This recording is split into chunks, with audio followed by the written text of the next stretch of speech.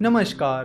Technical analysis course के second episode में आपका स्वागत है। पिछले लेक्चर में हमने टेक्निकल एनालिसिस को एक एग्जांपल के साथ समझा था और इस एपिसोड में हम टेक्निकल एनालिसिस की हिस्ट्री के बारे में बात करने वाले हैं कि टेक्निकल एनालिसिस कहां से शुरू हुआ, कैसे शुरू हुआ और उसकी स्टोरी क्या रही है।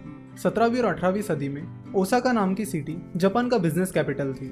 ओसाका सिटी समंदर के पास थी, जिसकी वजह से ट्रांसपोर्टेशन के हिसाब से ओसाका काफी सुटेबल सिटी थी। धीरे धीरे ओसाका में राइस ट्रेडिंग मार्केट डेवलप होने लगा और फिर ओसाका में जापान का पहला राइस एक्सचेंज शुरू हुआ। अब ओसाका जापान का इकलौता राइस एक्सचेंज होने की वजह से फार्मर्स दूर दूर से अपना राइस बेचने के लिए ओसाका आते थे और राइस ट्रेडर्स दूर दूर से ओसाका जाते थे राइस की ट्रेडिंग करने के लिए। तो जब मुनेहिसा होमा राइस ट्रेडिंग करने के लिए ओसाका जाने लगा तो उसने ऑब्जर्व किया कि वहाँ के जो ट्रेडर्स थे और फार्मर्स थे उन्हें राइस की प्राइस प्रेडिक्ट करने में बड़ी दिक्कत आ रही है। फार्मर्स और ट्रेडर्स राइस की प्राइस प्रेडिक्ट नहीं कर पा रहे हैं, जिसकी वजह से उन्हें ज्यादातर घाटे के सौदे हो रहे हैं। किसी टाइम राइस की प्राइस बहुत ऊपर चली जाती थी तो अचानक से बहुत नीचे चली जाती थी और राइस प्राइस की इस फ्लक्चुएशन की वजह से ट्रेडर्स और फार्मर्स दोनों भी कंफ्यूज रहते थे और सही डिसीजन नहीं ले पाते थे। तो होमा ने इस प्रॉब्लम का सोल्यूशन निकालने के बारे में सोचा। वैसे अगर होमा के बारे में बताया जाए तो होमा जापान की एक अमीर फैमिली में पैदा हुआ था और अपना फैमिली बिजनेस चला रहा था। इसी बीच होमा ने सोचा कि क्यों ना राइस की ट्रेडिंग की जाए और इसीलिए वो ओसाका चला गया और राइस की ट्रेडिंग करने लगा। तो राइस की प्राइस के फ्लक्चुएशंस को देखकर होमा को पता चला कि प्राइस की फ्लक्चुएशन मेनली ट्रेडर्स और फार्मर्स की इमोशंस की वजह से हो रही है, जिसकी वजह से होमा को लगा कि पहले तो उसे राइस ट्रेडर्स और फार्मर्स की इमोशंस को समझना होगा, साथ ही उनकी साइकोलॉजी को भी समझना होगा कि वो किस बेसिस पर अपनी बाइंग और सेलिंग डिसीजंस ले रहे हैं। तो ट्रेडर्स और फार्मर्स की इमोशंस और साइकोलॉजी को समझने के लिए होमा ने राइस की प्राइसेस को रिकॉर्ड करना शुरू किया। वो राइस की प्राइस के हर एक मूवमेंट को रिकॉर्ड करने लगा। उस पर्टिकुलर दिन उस राइस की प्राइस इतने बजे कितनी थी, क्लोज कितने बजे हुई, ओपन कितने बजे हुई, उस दिन राइस प्राइस का हाई क्या था, लो क्या था, एटसेट्रा। अब दिक्कत ये थी कि होमा सकाता रहता था और राइस मार्केट ओसाका में था। अगर सकाता और ओसाका के बीच का डिस्टेंस देखा जाए तो वो 600 किलोमीटर था, जो कि काफी ज्यादा है। तो अब राइस प्राइस की मूवमेंट को ट्रैक करे तो कैसे? हर टाइम ओसाका में रहना होमा के लिए पॉसिबल नहीं था, तो उसे लगा कि उसे कुछ ऐसा सिस्टम बिठाना चाहिए जिससे वो राइस प्राइस की हर एक मूवमेंट को ट्रैक कर सके। जैसे कि हमें पता है कि होमा एक वेल्दी फैमिली से बिलोंग करता था, तो होमा के पास पैसों की कमी तो कोई थी नहीं, तो इसके लिए उसने मैनुअल सिस्टम रखा। उसने ओसाका और सकाता के बीच हर 6 किलोमीटर की दूरी पर अपना एक आदमी खड़ा किया और उनके हाथ में कुछ झंडे दिए। तो उन झंडों की मदद से वो कुछ सिग्नल्स देते थे और फिर उन सिग्नल्स की मदद से होमा राइस प्राइस की मूवमेंट्स को ट्रैक करता था।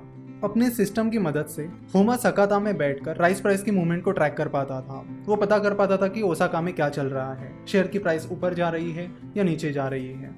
और कई टाइम तक वो राइस प्राइस की मूवमेंट को ट्रैक करता रहा।